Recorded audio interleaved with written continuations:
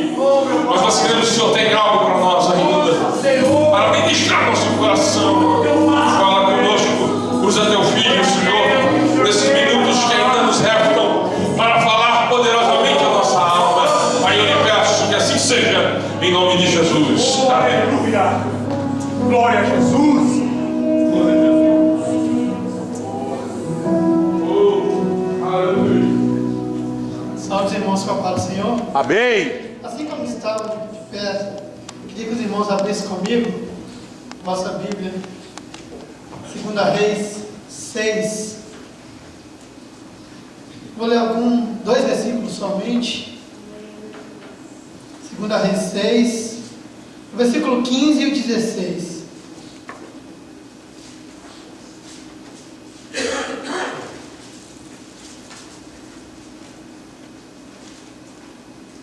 Todos acharam? Diz assim a palavra do Senhor: tendo-se levantado muito cedo o moço do homem de Deus e saído, eis que tropas, cavalos e carros haviam cercado a cidade.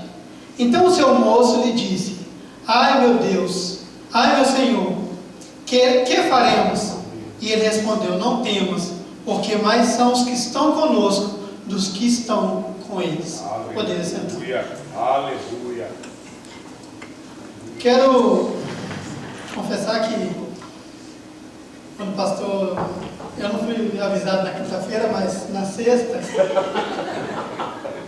eu esperava que realmente fosse uma palavra rapidinho, e fiquei muito surpreso quando eu vi o Rogério vindo. Depois veio o Rafael e disse: meu Deus, tocando por último, será que o pastor esqueceu de mim?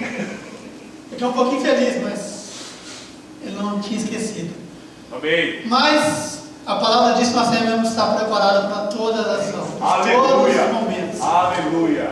E eu logo suspeitei que era alguma coisa assim, porque o pastor nunca avisa, ele sempre me pega de surpresa. Dessa vez ele avisou, então vai ser alguma coisa acontecendo. Mas Deus é poderoso. E eu pedi a Deus uma palavra, e desde sexta-feira eu estou pedindo a Deus uma palavra e nada.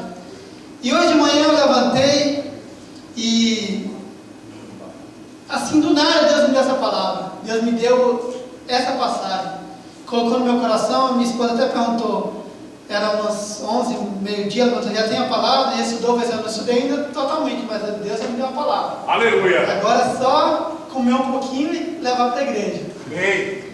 Mas essa passagem, desde criança eu escuto ela, e eu sempre ouço simplesmente esses 2 ou 3 versículos que dizem aqui, que eu li, que é o versículo quando Eliseu diz para o seu servo: não temas, porque mais são os que estão conosco do que os que estão com ele.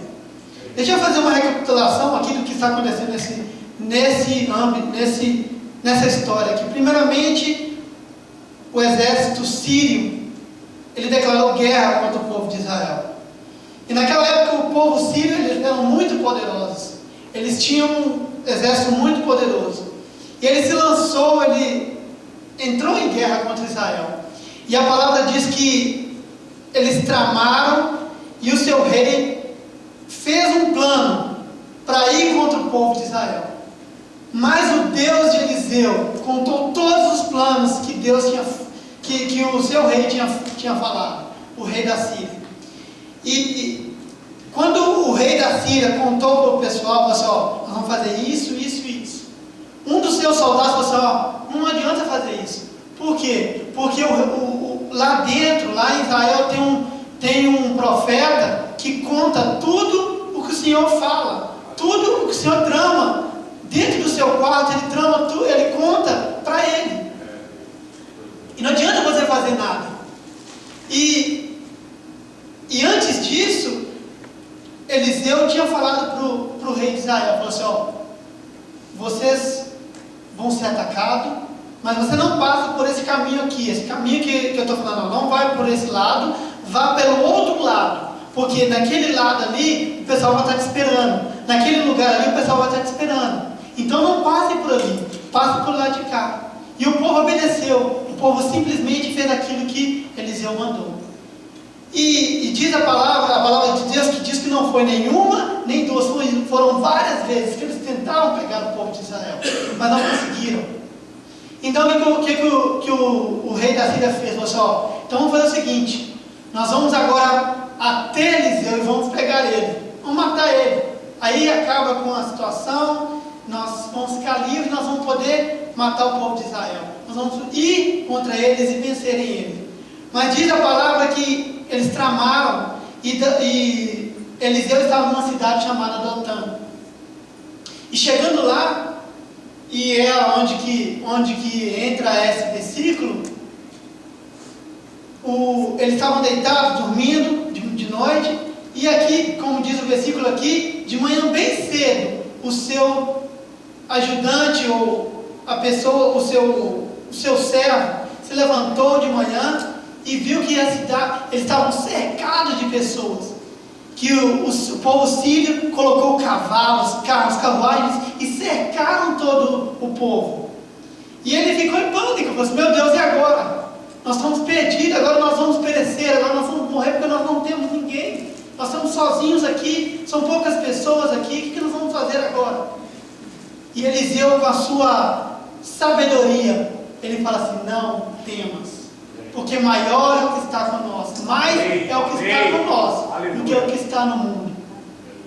E o servo dele deve ter pensado, meu Deus, Eliseu já está meio maluco. Como que ele fala um negócio desse? Olha os montes, como que estão todos cercados de carruagem, de cavalo, como que ele fala isso?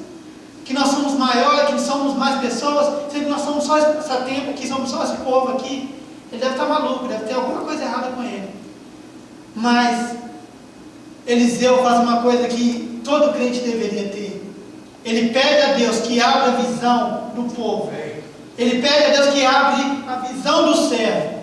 E quando ele abre a visão, Deus abre a visão do servo, ele abre os seus olhos espirituais, ele vê que o povo dele está cercado de anjos e cavalos e cavaleiros de fogos, que são maiores, mais do que aqueles que estão ali.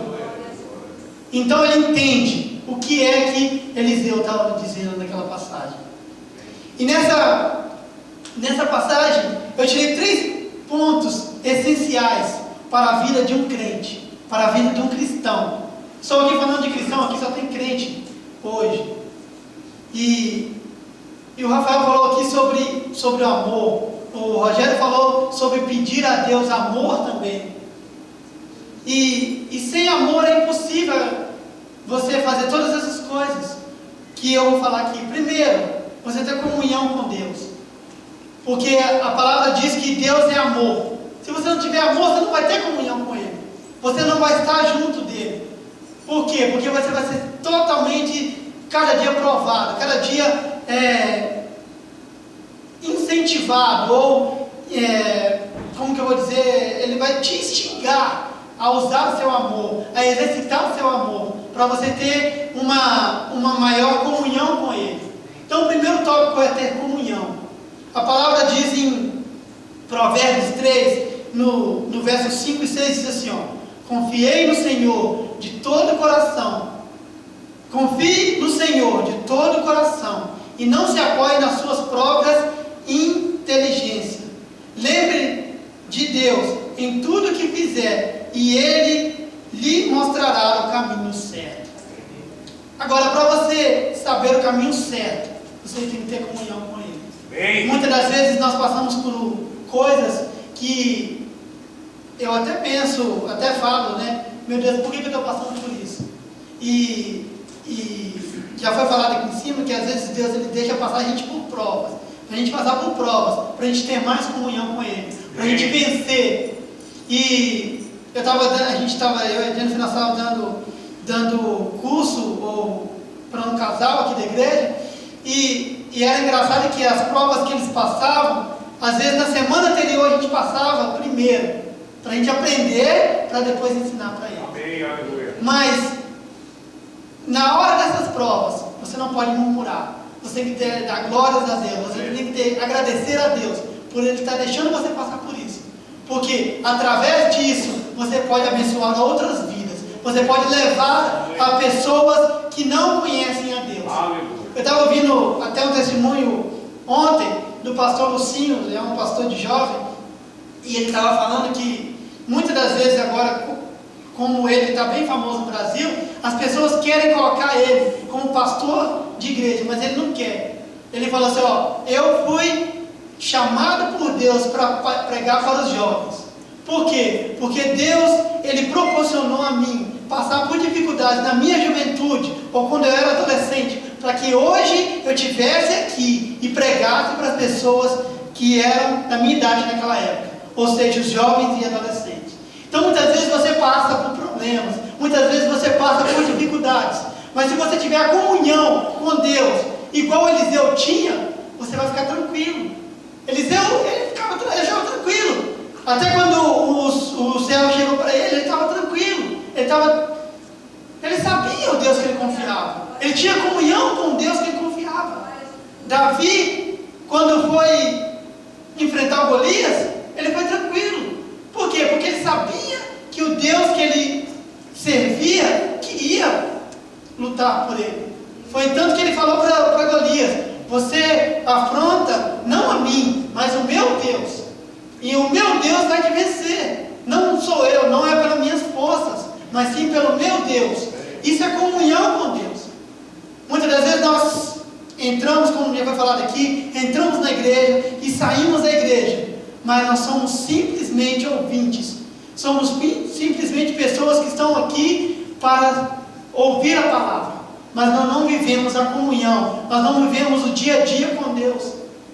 E quando o Rafael falou isso sobre você ter intimidade com Deus, toca tanto o nosso coração. Deus tem falado tanto comigo esses dias, pela nossa falta de comunhão com Ele, pela nossa falta de tempo gasto com Ele. Muitas das vezes nós gastamos tempo com tantas outras coisas, com televisão, com jogos, com bate-papos desnecessários, conversas desnecessárias, até coisas de esportes, coisas de diversão. Nós gastamos tanto e esquecemos de Deus. Nós esquecemos de ter comunhão com Ele. Às vezes nós até colocamos uns versículos no Facebook e pensamos: agora nós somos crentes, nós estamos divulgando a palavra de Deus através do Facebook. Mas isso é o maior engano, sabe? Isso é o maior erro que nós cometemos.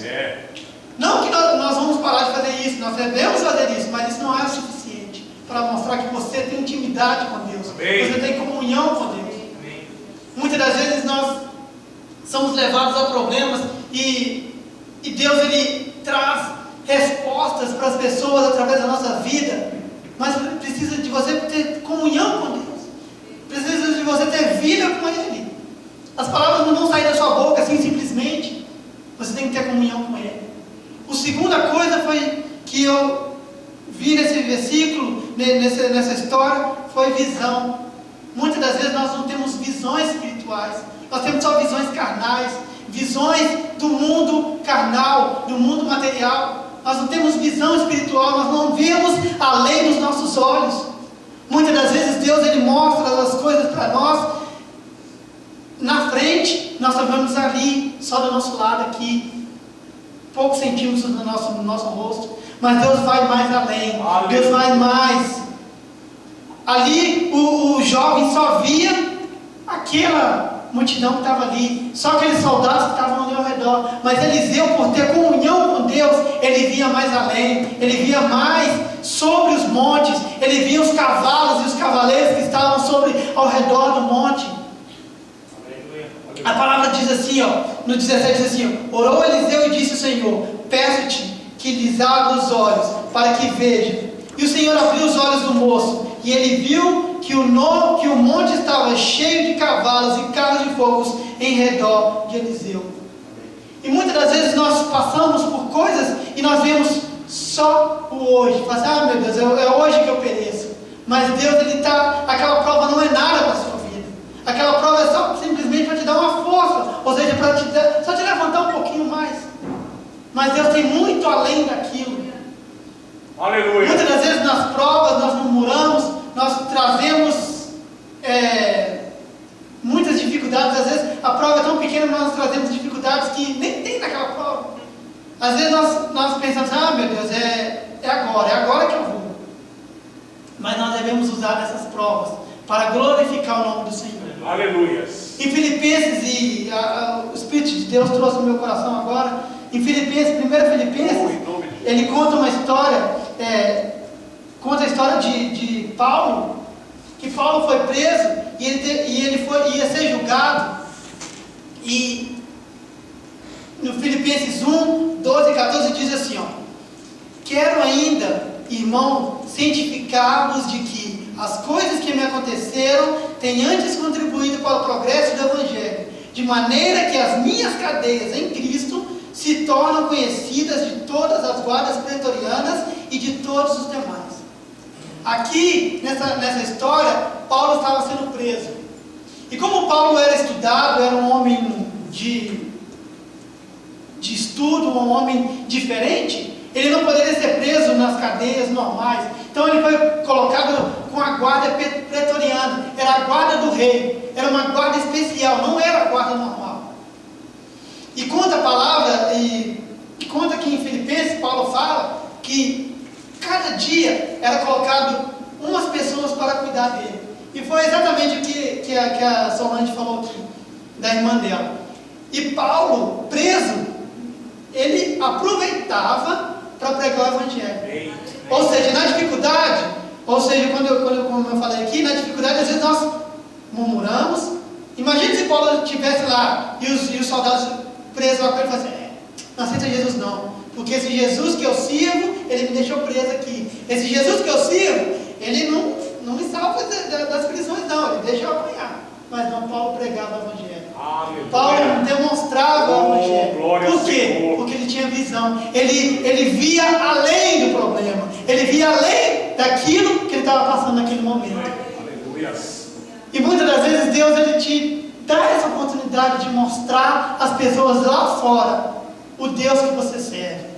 Muitas das vezes as pessoas não querem nem ver o Deus que você serve através da sua riqueza, mas ele quer ver o Deus que você serve através da dificuldade que você está passando, mas você está glorificando o nome do Senhor.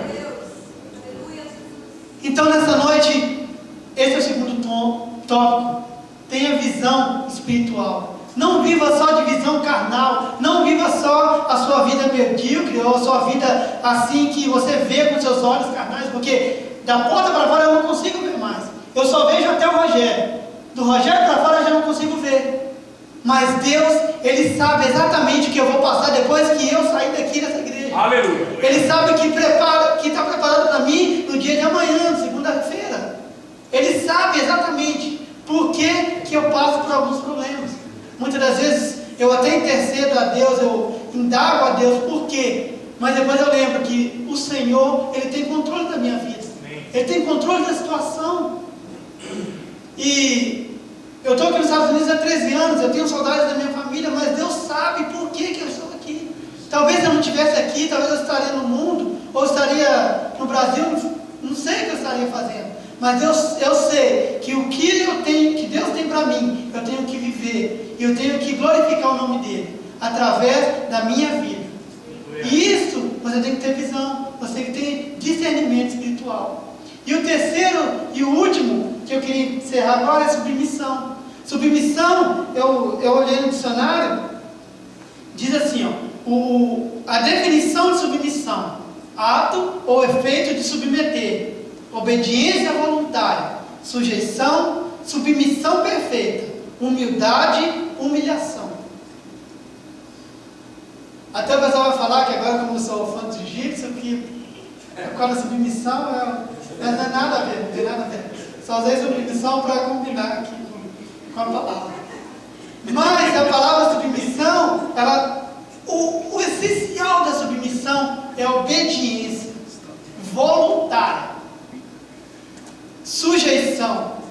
Ou seja, você pode escolher outra coisa, mas você escolher submeter, escolher fazer aquilo, por quê? Porque você crê que você já não tem mais autoridade, você já não tem mais o controle daquela situação, aquela situação está nas mãos dele.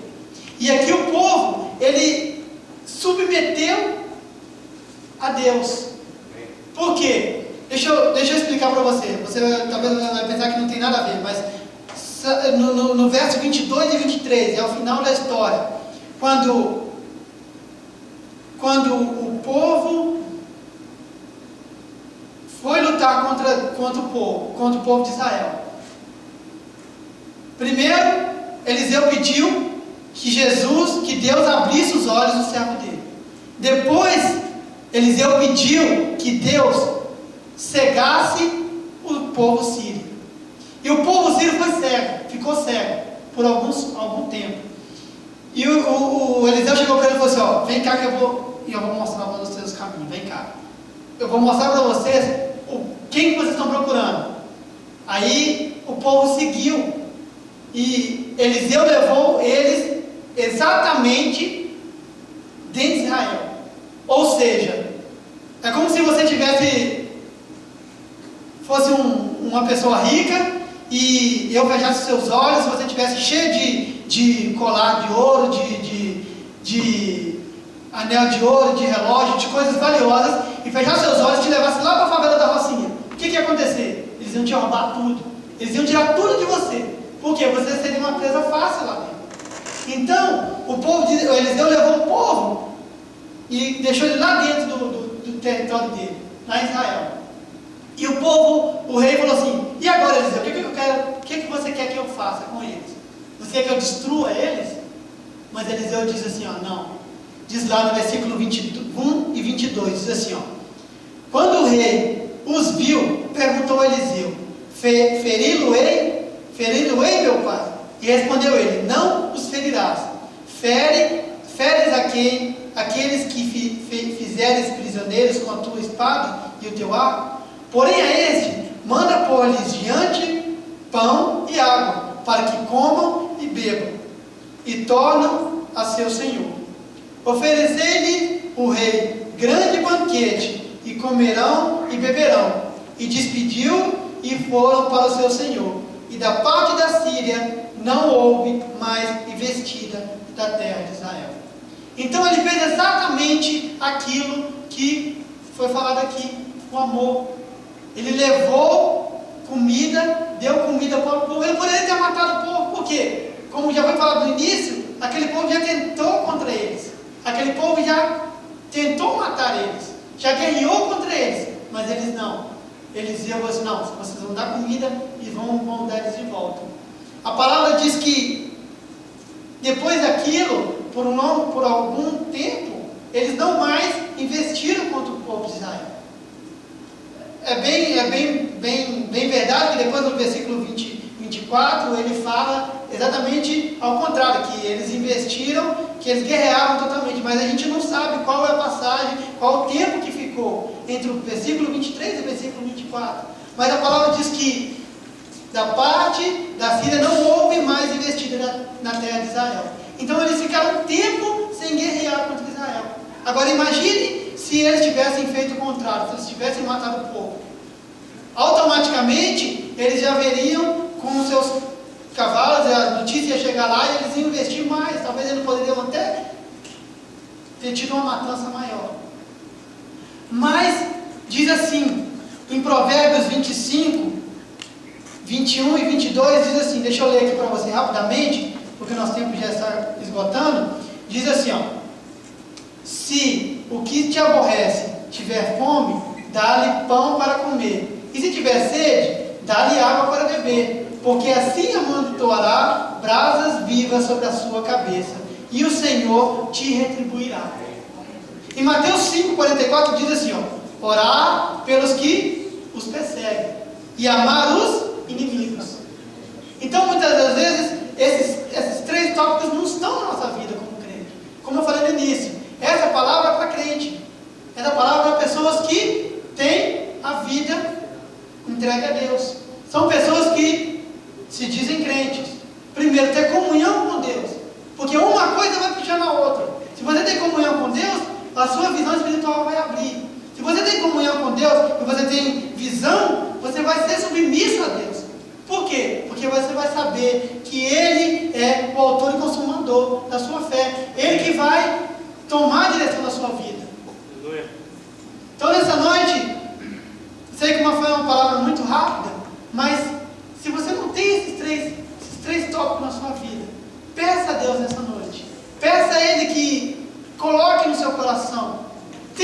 comunhão com Deus. Já foi falado aqui, o amor de muitos já estão esfriando. O mundo já não quer saber de Deus. O mundo já não quer nem ouvir falar de Deus. Eles não querem mais estar na igreja. Eles querem viver a vida, como dizem, a vida louca. Eles querem viver a vida como o mundo aí vive, normal, como se nada tivesse acontecido, como se Deus não fosse vir e julgar o povo. Mas nós conhecemos, nós pregamos um Deus vivo. Nós devemos levar esse amor a essas pessoas. Agora, para fazer isso, nós temos que ter comunhão com Ele. Por quê? Se você não tem comunhão com Ele, você vai ser levado a fazer exatamente aquilo que as pessoas estão fazendo aqui fora. Eu falo isso porque eu conheço pessoas que no início da sua fé eram tão fervorosos, tão apegados à palavra de Deus, mas através da comunhão com pessoas que não levavam a edificação espiritual, elas foram morrendo espiritualmente. E elas foram, será que é verdade? Será que realmente Deus existe? Mas que nessa noite nós possamos ter comunhão com Deus, que Ele possa conviver conosco dia a dia. Eu falo isso porque, como já foi falado aqui, nós, como vivemos aqui nos Estados Unidos, nós temos comunhão com os nossos pais, com as nossas famílias. Mas tem alguns familiares que nós deixamos de falar. Eu mesmo, alguns primos meus, que eu não tenho intimidade com eles mais. Mas quando eu era no Brasil, eu conhecia eles de fundo. Eu sabia exatamente o que eles gostavam, o que eles queriam. Mas através do momento que eu deixei de falar com eles, foi se esfriando aquela comunhão que eu tinha com eles. E mesmo igual isso é com Deus. Se você deixar de falar com Ele, você vai deixar de ter comunhão com Ele. Você vai deixar de saber, ver aquilo que Ele tem para nós. Então nessa noite eu queria que você, se o pastor me permite, que você colocasse de pé nessa noite. E que Deus, Ele toque no seu coração nessa noite. E que Ele fale com você nessa noite. Amém. E que Ele mostre para você o que Ele quer de você nessa noite. Às vezes nós queremos fazer tanto para Deus, nós queremos fazer tantas coisas para Deus, mas nós esquecemos que o principal é nós termos comunhão com Ele. Aí sim Ele vai falar o que Ele quer para nós. Muitas das vezes nós falamos assim, Deus, eu acho que meu ministério não tem valor, sabe? O Senhor não fala nada do que eu tenho que fazer, eu estou aqui na igreja tão deixado, mas você tem que ter comunhão com Ele. E Ele vai exatamente mostrar aquilo, o que Ele quer que Ele faça, que você faça na casa dele.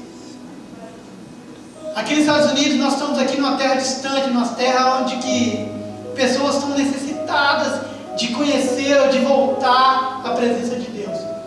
E nós eu conheci uma galera agora que tão distante de Deus, tão distante da palavra, mas nós possamos evangelizar essas pessoas. Aleluia. E às vezes até o Rafael falou que às vezes a nossa geração já passou, não que eu seja tão velho, mas eu estou vivendo no intermédio entre uma geração terminando e outra começando, e eu fiquei no meio delas. Eu nem fiquei na de lá, nem fiquei na de cá, eu estou no meio, e ainda há tempo de eu chegar na geração ainda nova. E é o que eu peço a Deus, que eu possa alcançar essas pessoas que estão fracas na fé. E aqui na nossa igreja tem tantas pessoas que são pilares, mas tem adolescentes e jovens também que precisam fazer a obra de Deus. E é com vocês que eu falo nessa noite também. Tenha comunhão com Deus.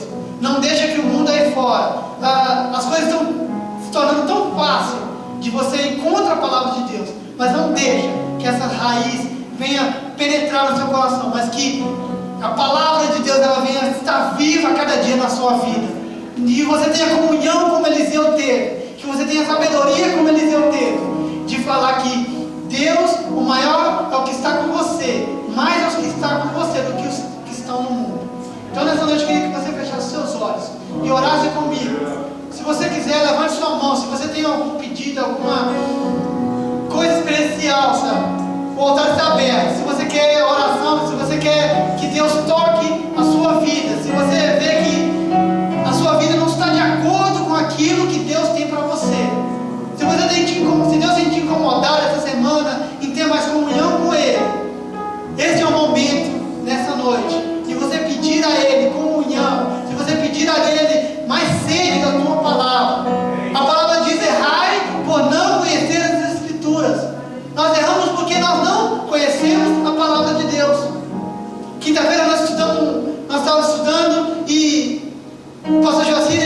versículo que estava na apostila também, que o versículo a gente está na Bíblia, mas eu nunca tinha visto ele com aqueles olhos. Mas por quê? Porque nós erramos, porque não conhecemos as Escrituras. Às vezes a solução do nosso problema está nas nossas mãos, na palavra de Deus. Às vezes não sempre a solução dos nossos problemas está aqui, mas nós não manuseamos essa palavra, nós não usamos essa palavra para a nossa vida. Usamos muitas das vezes para condenar, ou às vezes para julgar, como já foi falado aqui, mas não nós usamos para a nossa vida, para ver o que tem de errado na nossa vida. E a palavra, ela nos penetra, ela penetra na nossa alma, ela limpa, ela tira tudo aquilo que não provém de Deus, ela tira tudo aquilo que traz embaraço, traz confusão. Então nessa noite eu queria que você orasse comigo. Senhor nosso Deus e nosso Pai, nós estamos aqui medindo a Tua palavra, Senhor Jesus. Nós entregamos aquilo que o Senhor colocou no nosso coração no dia de hoje, Senhor Jesus. Ó Senhor Jesus, o Senhor é o Deus que fala, o Senhor é o Deus que cura, o Senhor é o Deus que opera. Ó Senhor, eu posso falar bonito, posso falar o que for, Senhor, posso falar 3 horas aqui, Senhor Jesus. Mas se o Senhor não operar, não vale nada, Senhor. Ó Senhor, que o Senhor venha aos corações dessa noite, Senhor Jesus. Que o Senhor venha operar maravilhas, Senhor, a começar do meu, Senhor Jesus. Ó Senhor, se há coisas que não te agradam, Senhor, nesse momento, tira, Senhor Jesus. Que nós possamos ter mais comunhão contigo, Senhor. Nós podemos ter mais vida contigo, Senhor Jesus. E assim irá haver o verdadeiro avivamento, Senhor Jesus. Ó Senhor, aviva, Senhor, os jovens dessa igreja, Senhor.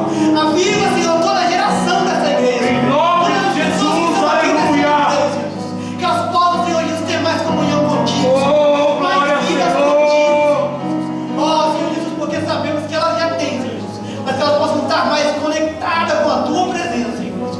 Porque sabemos que a partir da conexão contigo, Senhor, nós podemos fazer coisas maravilhosas, Senhor. Nós podemos fazer coisas além daquilo que nós vimos, Senhor, com nossos olhos carnais, Senhor. Nós vamos poder fazer mais coisas, Senhor, além daquilo, Senhor, que nós possamos fazer, Senhor Jesus, com nossos olhos carnais, Senhor Jesus. Obrigado, Senhor, pela Tua palavra, Senhor, e que ela possa penetrar na nossa alma, Senhor, e estar, Senhor Jesus, jorrando, Senhor, fontes de água viva, Senhor, sobre as vidas que estão ao nosso redor, Senhor Jesus. Nós te pedimos, Senhor,